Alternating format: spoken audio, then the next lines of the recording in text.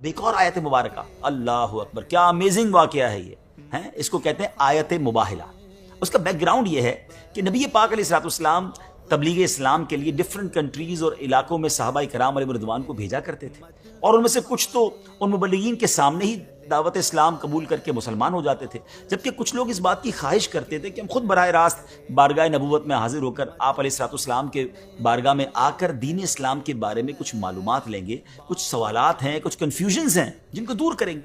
اسی سلسلے میں 9 ہجری میں ایک وفد، ایک ڈیلیگیشن جو تھا وہ نجران سے نبی پاک کی بارگاہ میں آیا۔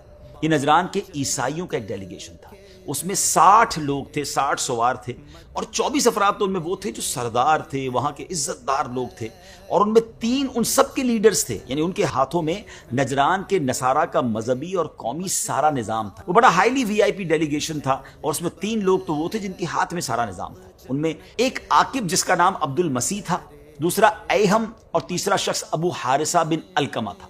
ان لوگوں نے نبی پاک علیہ الصلوۃ والسلام سے بہت سارے کوسچن کیے، پیارے آقا علیہ الصلوۃ والسلام جواب ارشاد فرماتے رہے، یہاں تک کہ انہوں نے حضرت عیسیٰ علیہ الصلوۃ والسلام کے بارے میں پوچھنا شروع کیا۔ اس ٹاپک پر آ کر انہوں نے یہ بات ماننے سے انکار کر دیا کہ حضرت عیسیٰ علیہ السلام کنواری حضرت مریم کے پیٹ سے بغیر باپ کے پیدا ہوئے۔ اس موقع پر یہ آیت نازل ہوئی جس کو آیت مباہلہ کہتے ہیں۔ اللہ پاک نے فرمایا، ان مثل عیسیٰ عند اللہ کمثل آدم خلقہ من تراب ثم قال له کن فیکون الحق من ربک فلا تکن من الممترین فمن حاجک فیہ من بعد ما جاءک من العلم فقل تعالوا ندعو ابناءنا وابناءکم ونساءنا ونساءکم وانفسنا وانفسکم ثم نبتہل فنجعل لعنت اللہ علی الکاذبین۔ ناظرین، اس آیت کا ترجمہ سنتے ہیں۔ بے شک عیسیٰ کی مثال اللہ کے نزدیک آدم کی طرح ہے، جسے اللہ نے مٹی سے بنایا، پھر اسے فرمایا ہو جا تو وہ فوراً ہو گیا۔ اے سننے والے، حق تیرے رب کی طرف سے ہے، بس تم شک کرنے والوں میں سے نہ ہونا۔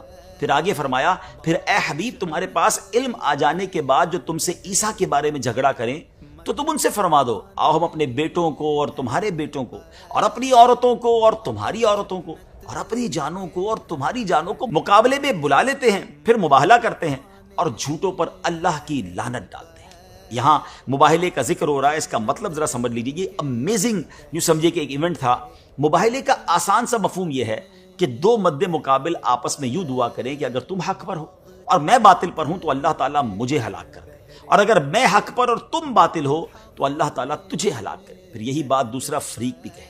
جب نبی کریم علیہ الصلوۃ والسلام نے نجران کے عیسائیوں کو یہ آیت پڑھ کر سنائی اور انہیں مباہلہ کی دعوت دی تو وہ کہنے لگے کہ ہم پہلے غور اور مشورہ کر لیں، کل آپ کو جواب دیں گے۔ پھر وہ آپس میں جب جمع ہوئے اور اپنے سب سے بڑے عالم عاقب سے کہا کہ اے عبد المسیح، مباہلہ کرنے کے بارے میں آپ کی کیا رائے ہے؟ اس نے کہا، اے نصارہ کی جماعت، تم پہچان چکے ہو کہ محمد اللہ کے رسول ہیں صلی اللہ علیہ وسلم، تم نے ان سے مباہلہ کیا تو سب کے سب ہلاک ہو جاؤ گے۔ اب اگر تم نصرانیت پر قائم رہنا چاہتے ہو تو ایک ہی حل سمجھ آتا ہے، وہ یہ کہ انہیں چھوڑ دو اور واپس گھروں کو لوٹ چلو۔ ناظرین، مشورہ ہونے کے بعد جب وہ پیارے آقا علیہ الصلوۃ والسلام کی خدمت میں حاضر ہوئے تو انہوں نے کیا دیکھا کہ آپ علیہ الصلوۃ والسلام کی گود میں امام حسین رضی اللہ تعالیٰ عنہ ہے، دستے مبارک میں امام حسن رضی اللہ تعالیٰ عنہ کا ہاتھ ہے، اور حضرت فاطمہ رضی اللہ تعالیٰ عنہا اور مولا علی شیر خدا پیارے آقا کے پیچھے ہیں، اور آپ ان سے فرما رہے ہیں کہ جب میں دعا کروں تو تم سب نے آمین کہنا ہے۔ کہ مباہلہ تھا، اللہ کے محبوب کی دعا اور ان عظیم پیاروں کی آمین۔ ان نصرانیوں نے کہاں بچنا تھا۔ نجران کے سب سے بڑے عیسائی پادری نے جب ان حضرات کو دیکھا، ان نورانی چہروں کو دیکھا، وہ کہتا ہے جماعت نصارہ، میں ایسے چہرے دیکھ رہا ہوں کہ اگر یہ لوگ اللہ سے پہاڑ کو ہٹا دینے کی دعا کریں تو اللہ تعالیٰ پہاڑ کو اپنی جگہ سے ہٹا دے۔ ان سے مباہلہ نہ کرنا ورنہ ہلاک ہو جاؤ گے، اور قیامت تک روئے زمین پر کوئی عیسائی باقی نہ رہے گا۔ یہ سن کر ان نصرانیوں نے نبی کریم علیہ الصلوۃ والسلام کی خدمت میں عرض کی کہ ہم مباہلہ نہیں کرنا چاہتے، اور پھر آخرکار انہوں نے جزیہ دینا منظور کیا اور وہاں سے روانہ ہو گئے۔ ناظرین، اللہ پاک کی بارگاہ میں دعائے مصطفیٰ اور آمین اہل بیت کا اندازہ تو لگائیں کہ ہمارے پیارے آقا صلی اللہ تعالیٰ علیہ وآلہ وسلم نے فرمایا، مجھے قسم ہے اس ذات کی جس کے قبضہ قدرت میں میری جان ہے، اہل نجران کے سروں پر عذاب آ ہی گیا تھا۔ اگر وہ مباہلہ کرتے تو ان کی شکلیں بگڑ کر بندروں اور سوروں جیسی ہو جاتی، ان کی ساری وادی بھڑکتی ہوئی آگ سے بھر جاتی۔ نجران اور نجران کے رہنے والے، یہاں تک کہ درختوں پر پرندے بھی تباہ و برباد ہو جاتے، اور سال گزرنے نہ پاتا کہ تمام عیسائی ہلاک ہو جاتے۔